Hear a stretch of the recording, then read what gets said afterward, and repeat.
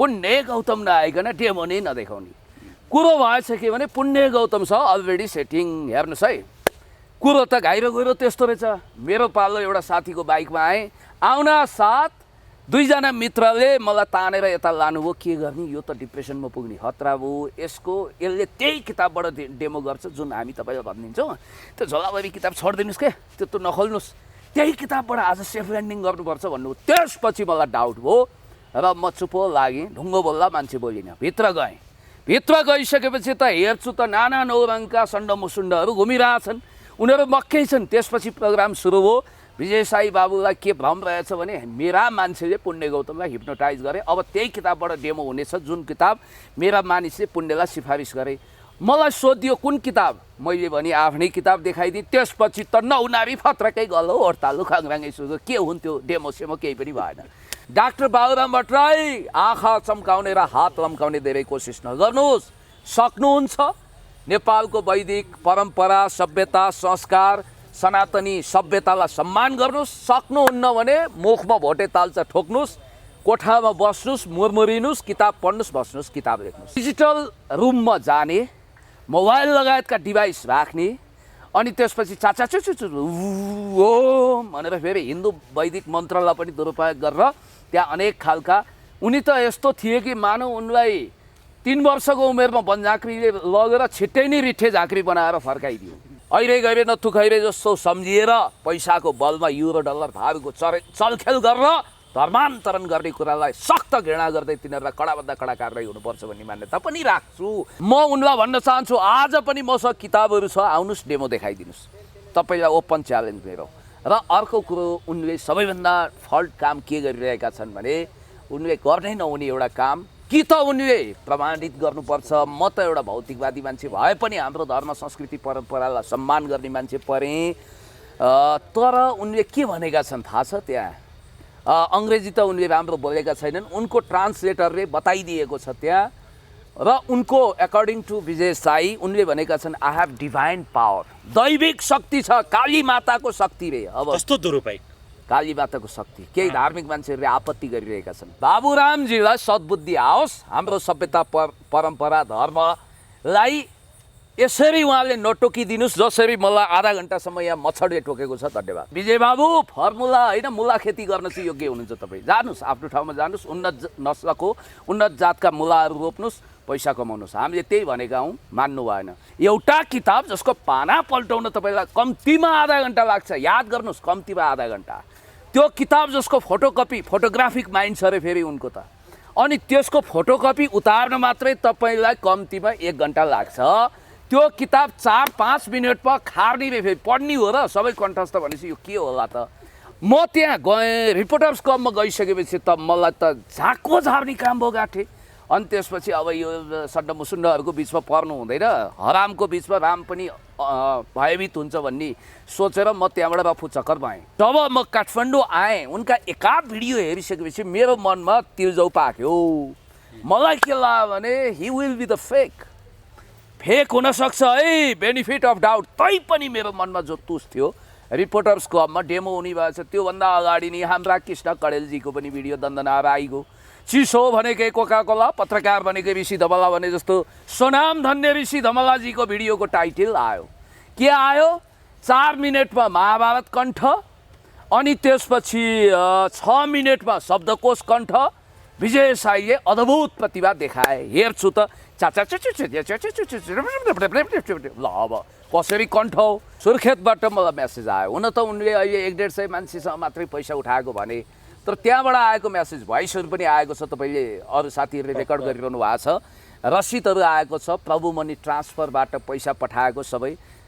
सुर्खेतमा पर head उनले 5000, झन्डै उनले हल्ला गरे अनुसार 900,000, तर सम्पर्कमा आएका मान्छे 150-200 छन्। 150-200 भए पनि त कति उठ्यो।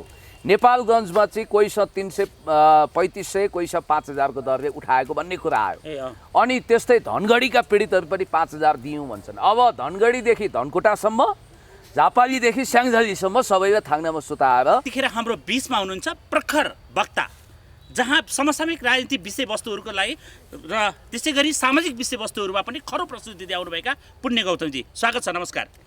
हार्दिक आभारी छु, धन्यवाद। पुण्यजी यतिखेर तातेको छ त मावलजी, तपाईँले सुरुदेखि उठाउँदै आउनुभएको एउटा विषय थियो विजय साई फेक हो भन्दै हुनुहुन्थ्यो होइन। विजय साईको त एकपछि अर्को कतै कर्तृत्व बाहिरिन थाल्यो त, यहाँले कसरी लिनु भएको छ? तपाईँको टेलिभिजन मार्फत आज म अलिकति मेरो नितान्त निजात्मक अनुभूति पनि व्यक्त गर्न चाहन्छु। म ढाँट्दिनँ। फर्स्ट अफ अल जब विजय साईको विषयमा मैले सुने, म त्यतिखेर सायद तनहुमा थिएँ। एकजना साथीले भन्नुभयो तहल्का मच्चाए उदय भयो विलक्षण प्रतिभा उदय भयो भनेर एकजना साथीले एकदम एक्साइटेड हुँदै कुरा गर्नुभयो। को रहेछ, कतै बालक आदित्यको फेरि अर्को चमत्कार पो देखियो कि भनेर कसले त्यस्तो गर्यो भनेको एकजना विजय साई भन्ने यस्तो प्रतिभाशाली मान्छे, बापरे, भूत भविष्य वर्तमान त्रिकालदर्शी किताब त खरर र एकैछिनमा भन्नुभयो। मैले सोचेँ सुपर नेचुरल पावर कहिलेकाहीँ एक्जिस्ट गर्छ, मान्छेमा त्यो खालको शक्ति हुन्छ। I just believe on dialectic materialism as well Marxism. तर कतिपय मान्छेमा विलक्षण पावर हुन्छ। जस्तो शङ्कराचार्यको इतिहास तपाईँलाई थाहा छ। 10 वर्षकै उमेरमा उहाँले सबै शास्त्रास्त्रमा पारङ्गत हुनुभएको थियो। धनुर्विद्यामा सानै उमेरमा पारङ्गत भएका वैदिक व्यक्तित्वहरूको विषयमा पनि तपाईँलाई थाहा छ। र मलाई के लाग्यो भने कतै यस्तो खालको सुपर नेचुरल पावर भएको एउटा अल टाइम बेस्ट लेजेन्ड त उत्पादन भएन भनेर बहुत हर्षित भएँ। झन्डै मिठाई बाँडिन विजय साईको हकमा भन्नुपर्दा। र जब म काठमाडौँ आएँ, उनका एकाध भिडियो हेरिसकेपछि मेरो मनमा तिलजौ पाक्यो।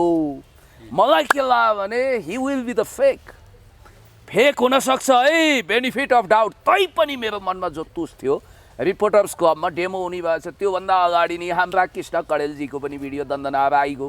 चिसो भनेकै कोका कोला, पत्रकार भनेकै ऋषि धमला भने जस्तो सोनाम धन्य ऋषि धमलाजीको भिडियोको टाइटल आयो। के आयो? 4 मिनटमा महाभारत कण्ठ, अनि त्यसपछि 6 मिनटमा शब्दकोश कण्ठ। विजय साईले अद्भुत प्रतिभा देखाए। हेर्छु त ल अब कसरी कण्ठ हो? एउटा किताब जसको पाना पल्टाउन तपाईँलाई कम्तीमा आधा घन्टा लाग्छ। याद गर्नुहोस्, कम्तीमा आधा घन्टा। त्यो किताब जसको फोटोकपी, फोटोग्राफिक माइन्ड छ अरे फेरि उनको त, अनि त्यसको फोटोकपी उतार्न मात्रै तपाईँलाई कम्तीमा 1 घन्टा लाग्छ। त्यो किताब 4-5 मिनटमा खार्ने रे, फेरि पढ्ने हो र सबै कण्ठस्थ भनेपछि यो के होला त? अब मलाई शङ्का लाग्यो। झलभरि किताब बोकी कुनै त्यो केही होइन। 4वटा किताब, after the neocons America at the crossroad written by Francis Fukuyama, त्यस्तै pirates and emperor new and old written by Noam Chomsky, त्यस्तै गरी political order in changing society written by Samuel P Huntington, घामका पाइलाहरू, र एउटा हिन्दू वैदिक सनातन धर्मको पनि एउटा किताब गरुड पुराण बोकेको थिएँ, जस बापत तपाईँले मेरो झाको झार र मेरो सद्बुद्धि खुलाइदिनु हो। जहाँ पाए त्यहीँ त्यो लानु नहुने रहेछ। र त्यसपछि म त्यहाँ गएँ, रिपोर्टर्स क्लबमा गइसकेपछि त मलाई त झाको झार्ने काम भयो गाँठे।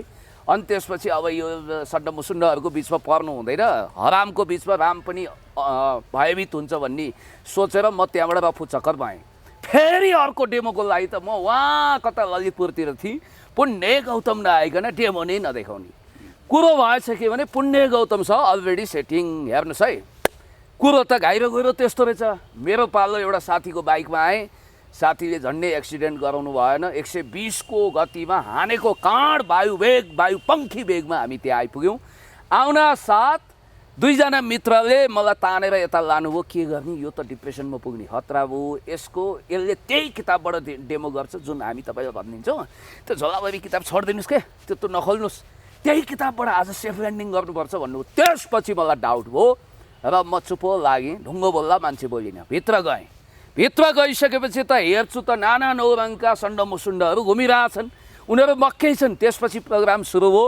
विजय साई बाबुलाई के भ्रम रहेछ भने मेरा मान्छेले पुण्य गौतमलाई हिप्नोटाइज गरे। अब त्यही किताबबाट डेमो हुनेछ जुन किताब मेरा मानिसले पुण्यलाई सिफारिस गरे। मलाई सोधियो कुन किताब, मैले भने आफ्नै किताब देखाइदिएँ। त्यसपछि त नौनारी फत्रकै गलो हडतालु खाङराङै सुरु, के हुन्थ्यो, डेमो सेमो केही पनि भएन। त्यसपछि त्यहाँ जुन तनाव भयो तपाईँलाई थाहा छ। र उनले डेमो केही पनि देखाउन सकेनन्। एकैछिनमा एउटा चिड बाहिरियो। त्यो चिडमा के थियो भने अक्षर, तपाईँ त्यही हुनुहुन्थ्यो, थाहा छ, त्यो कपी तपाईँले समाउनु भएको थियो। अक्षर जस्तो ए फर एप्पल, बी फर बल टाइपको जे अक्षर हुन्छ त्यो मसी भर्न सकिने टाइपको थियो। डिजिटल रुममा जाने, मोबाइल लगायतका डिभाइस राख्ने, अनि त्यसपछि चाचाचुचुचु ओम भनेर फेरि हिन्दू वैदिक मन्त्रलाई पनि दुरुपयोग गरेर त्यहाँ अनेक खालका उनी त यस्तो थिए कि मानव उनलाई 3 वर्षको उमेरमा वनझाँक्रीले लगेर छिट्टै नै रिठे झाँक्री बनाएर फर्काइदियो। 3 त्रिलोक 14 भुवनका रहस्य ज्ञाता जस्तो, भूत भविष्य वर्तमानको स्पष्ट वक्ता जस्तो, अनि त्यसपछि सबै कुरो खरारर सरारर भने जस्तो हल्ला के पिटाइयो भने स्टेफेन हकिङ्सको बराजु ब्रिफ हिस्ट्री अफ टाइम लेख्ने लेजेन्ड साइन्टिस्ट, अनि त्यसपछि थ्योरी अफ रिलेटिभिटी प्रतिपादन गर्ने अल्बर्ट आइन्स्टाइन भन्दा पनि खुङ्खार। त्यति मात्रै हो र दास क्यापिटल लेख्ने कार्ल मार्क्सको बराजु फिलोसोफर भनेर उनको प्रचार वा दुष्प्रचार बढाइ चढाइ गरियो। अब हलुवा टाइट भयो, पोल खुल्यो, धोती त उत्र्यो, अनि त्यसपछि तथ्यको हावाले कन्दनी नै उडाउन थाल्यो। त्यसपछि उनी असुरक्षित भए, सेफ ल्यान्डिङ खोजिरहेका थिए र हामीले त्यतिखेर के भन्यौँ भने विजय बाबु फर्मुला होइन मुला खेती गर्न चाहिँ योग्य हुनुहुन्छ तपाईँ, जानुहोस् आफ्नो ठाउँमा जानुहोस्, उन्नत नस्लको उन्नत जातका मुलाहरू रोप्नुहोस्, पैसा कमाउनुहोस्। हामीले त्यही भनेका हौँ, मान्नु भएन। बिचमा फेरि उहाँले त यो मैले के देखिरहेको छु भने वैदिक साहित्य, हाम्रो समृद्ध परम्परा, धर्म रीतिरिवाजको हवाला दिँदै अनि त्यसपछि उहाँले कहिले योगासन कहिले पद्मासन भन्ने बिचरा केटाकेटीहरूको खुट्टा दुखेर अब त्यो गलत ढङ्गले सिकाइयो भने के हुन्छ, कसो प्यारालाइसिस भएनन्, 2-3 दिन तिनीहरूलाई कुजो हुने गरी सिकाएछन्। र अहिले अभी तपाईँलाई एउटा कुरा मैले भनिदिइहालौँ, नेल्सन डेलिस नामक एकजना खैरे विद्वान र उनको विषयमा पनि मेरो अब्जर्भेसन के छ भने he is the extraordinary genius भनेर कसैले भन्छ भने he is an extraordinary genius भन्छ भने त्यो भ्रमबाट मुक्त हुनुहोस्। मलाई लाग्छ he is ordinary person not extraordinary genius, यो कुरा ख्याल गर्नु होला। तर उनी केही मेमोरी च्याम्पियन भएको इतिहास बनाइसकेका मान्छे रहेछन्। नेल्सन डेलिस नेपाल आउनुभयो, मैले नेल्सन डेलिससँगको कुराकानीमा भनेको थिएँ you haven't been able to prove him as a memory king because he is the fake, he is the liar, he is the scammer. मेरो भनाइ त्यही थियो। You should try to understand me, I would like to request you please keep patience, धैर्यता राख्नुहोस्। र एउटा कुरो Nelson डेलिसको निष्कर्ष के थियो भने लास्टमा मसँग अस्ति भर्खर फोन भएको थियो, फोन नम्बर पनि राखेको छु मैले, he proved himself as a liar. बस खेल खत्तम। उनले एउटा झुट मान्छेको रूपमा आफूलाई स्थापित गरेर अहिले पहिला नेपालीहरूको ग्लोबल इमेज के थियो, विश्वव्यापी प्रतिष्ठा के थियो, नेपालीहरू साँचो बोल्छन्, Nepalese people are telling true. Nowadays Vijay साईको कारणले, यस्ता मानिसहरूको कारणले Nepalese people are telling lies भन्ने एउटा इमेज स्थापित हुनसक्छ। अर्को कुरो उनी चाहिँ कालीकोटको सबभन्दा राम्रो इङ्ग्लिस बोल्न सक्ने रे। उनका शिक्षकलाई तपाईँ उदाहरण लिनुहोस्, जसले इन्द्रणीको कार्यक्रममा सुन्नु न, बडो उत्कृष्ट अङ्ग्रेजी त कस्तो रहेछ भने तास तास तास अमेरिका डाउट नेपाली पिपुल, यस्तो रहेछ क्या। प्राइमरी बोर्डिङ स्कुलको विद्यार्थीको भन्दा पनि जोर पटास। He seems to be a pampered child as well for I think so, I may be wrong. र मेरो अब्जर्भेसन के छ भने तपाईँलाई अङ्ग्रेजी, विजय साई बाबु तपाईँलाई अङ्ग्रेजी नआउनु पाप होइन।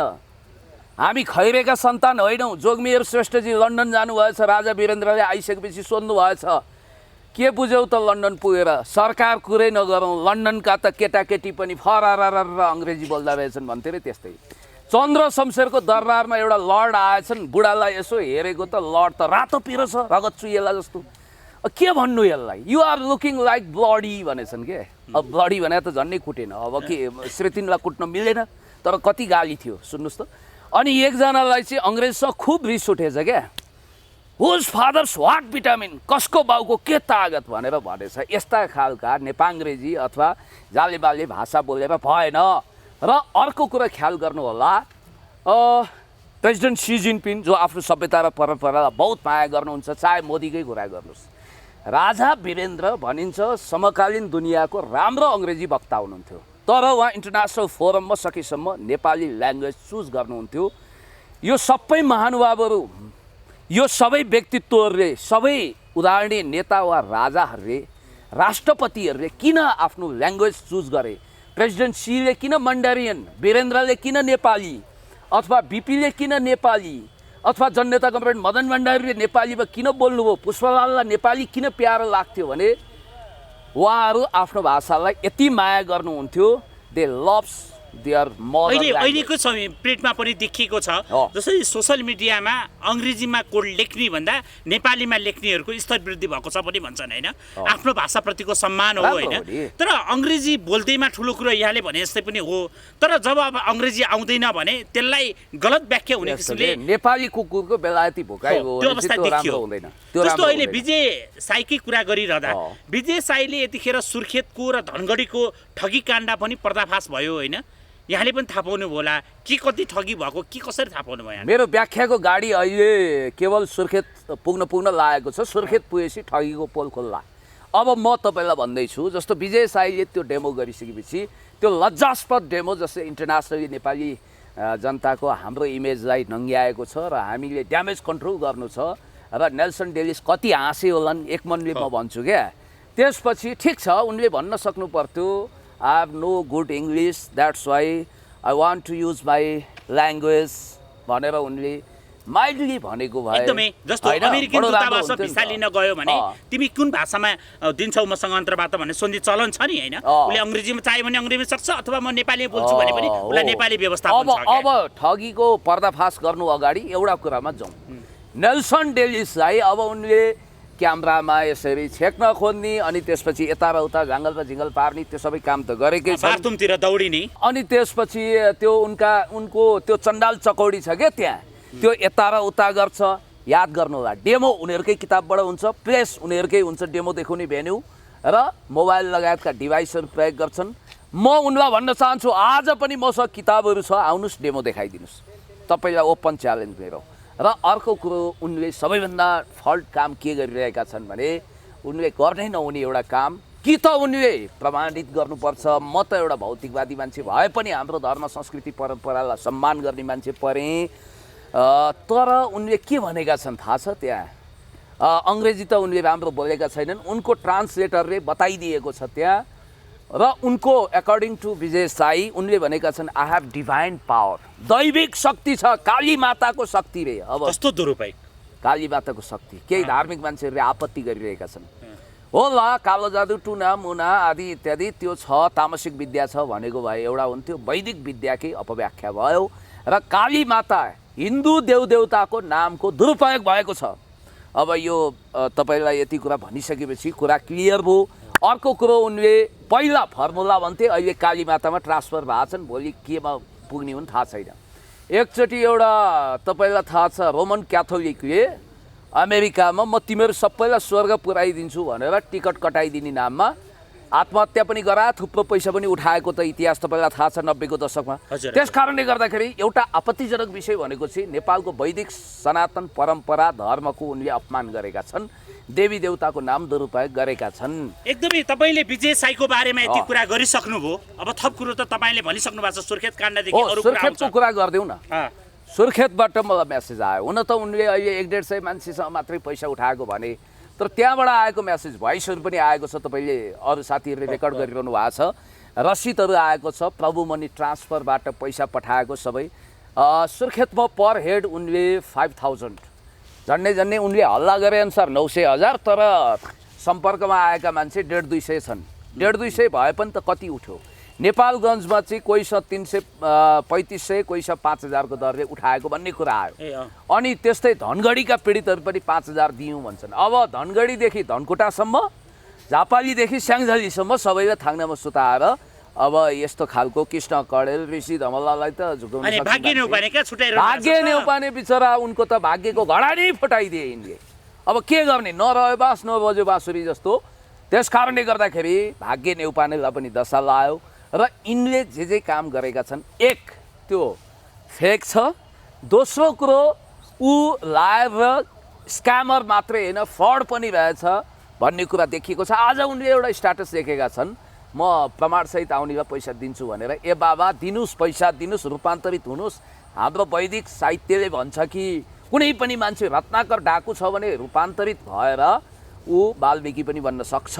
त्यति मात्रै होइन, डाकु पञ्चम सिंह आज बुद्धम शरणम गच्छामी भन्दै रुद्राक्षको माला लगाएर हिँडिरहेका छन्।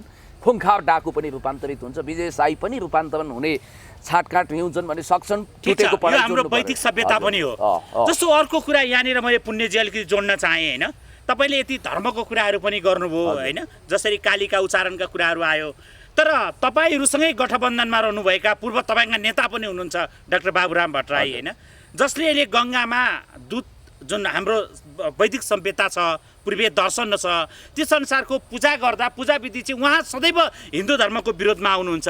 डाक्टर बाबुराम भट्टराईको पछिल्लो कदमलाई यहाँले कसरी लिनुभएको छ?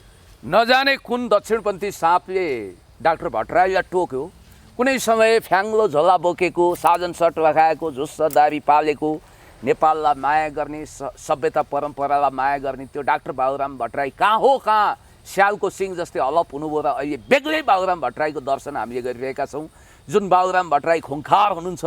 अनि एक हिसाबले भन्ने हो भने तपाईँ भौतिकवादी हुन पाउनुहुन्छ, तपाईँ द्वन्द्ववादी हुन पाउनुहुन्छ, तपाईँ कम्युनिस्ट हुने, समाजवादी हुने अधिकार छ। प्रेसिडेन्ट सी पनि द्वन्द्ववादी हुन्, भौतिकवादी हुन्, तर भौतिकवादी द्वन्द्ववादी हुनुको अर्थ यो होइन कि स्थापित परम्परा, मूल्य, मान्यता, राम्रा हाम्रो वैदिक कर्म आदि इत्यादिलाई घृणा गर्नु, यो बिल्कुल होइन। तपाईँलाई थाहा छ चिनिया महामहिम राष्ट्रपति सी जिनपिङ जो समकालीन दुनियाँका एक प्रखर तेज तरार कम्युनिस्ट नेता हुनुहुन्छ, उहाँले के भनिरहनु भएको छ? चिनिया सभ्यता सहितको समाजवाद। त्यो सभ्यता भनेको के? ताओ धर्म। त्यो सभ्यता भनेको के हो? कन्फ्युसियस र लाओत्से सहितको त्यो सभ्यता भनेको पूर्वीय सभ्यता हो, बुद्ध सभ्यता हो, त्यसो भनिरहनु भएको छ उहाँले। हामी नेपालीहरू एउटा कुरा के छ भने हामी हाम्रो परम्परालाई बहुत सम्मान गर्छौँ, मूल्य मान्यतामा हामी विश्वास गर्छौँ, हामी कन्जर्भेटिभ छैनौँ, अन्धविश्वासी छैनौँ। यसको मतलब यो होइन कि हामीले वैदिक साहित्य च्यात्नुपर्छ, यो गलत कुरा हो। बामियानमा बुद्धको मूर्ति तोडे जस्तै तालिबानीकरण भएर नेपालमा सभ्यता परम्परालाई नष्ट भ्रष्ट गर्छु भन्छ भने त्यो देशद्रोही हो, सिधा बन्दी हुन्छ। त्यस कारणले डाक्टर बाबुराम भट्टराई आँखा चम्काउने र हात लम्काउने धेरै कोसिस नगर्नुहोस्। सक्नुहुन्छ नेपालको वैदिक परम्परा, सभ्यता, संस्कार, सनातनी सभ्यतालाई सम्मान गर्नुहोस्। सक्नुहुन्न भने मुखमा भोटे ताल्चा ठोक्नुहोस्, कोठामा बस्नुहोस्, मुरमुरिनुहोस्, किताब पढ्नुहोस्, बस्नुहोस्, किताब लेख्नुहोस्। डाक्टर भट्टराईले मात्रै ठेक्का लिएका छन् भने कि एकपछि अर्को गर्दै सधैँ विवादित शब्दहरू बोल्ने, उहाँको श्रीमती हिसिलाइमी पनि यस्तै किसिमका विवाद गर्ने, त्यो तपाईँहरूको यो अहिले जुन गठबन्धन बनेको छ, भर्खरै श्री 5 होइन श्रीमान 5बाट नियुक्त भएको मन्त्री परिषद पनि तपाईँहरूको त्यही माहौलभित्रको बाबुराम पनि नेता हुनुहुन्छ। तपाईँले यो अवस्थामा तपाईँको बाबुराम भट्टराईलाई चाहिँ तपाईँ व्यक्तिगत रूपमा भन्नुपर्दा वा उहाँकी पत्नी हिसिलाइमी र उहाँको समूहलाई के भन्नुहुन्छ? एउटा कुरा के छ भने हामी doctor Baburam Bhattarai once upon time मेरो नेता हुनुहुन्थ्यो, अब रहनु भएन, दुःखका साथ भन्नुपर्छ। कुरो के हुँदो रहेछ भने रूपचन्द बिष्टको अत्यन्तै अन्धभक्तहरूले उनलाई धुरी चढाएछन्। उनले गाली गर्दै भनेछन् भाते हो मलाई लेनिन नबनाओ, जीवित मान्छे भनेको इतिहासको इजलासमा उभिएको त्यो अभियुक्त हो जसको फैसला आएर घाटमा हुन्छ। मर्नुभन्दा 1 मिनट अगाडि पनि मान हुनसक्छ, 1 मिनट अगाडि पनि पतन हुनसक्छ भन्नुभएको थियो अरे। सही कुरा बोल्नुभयो।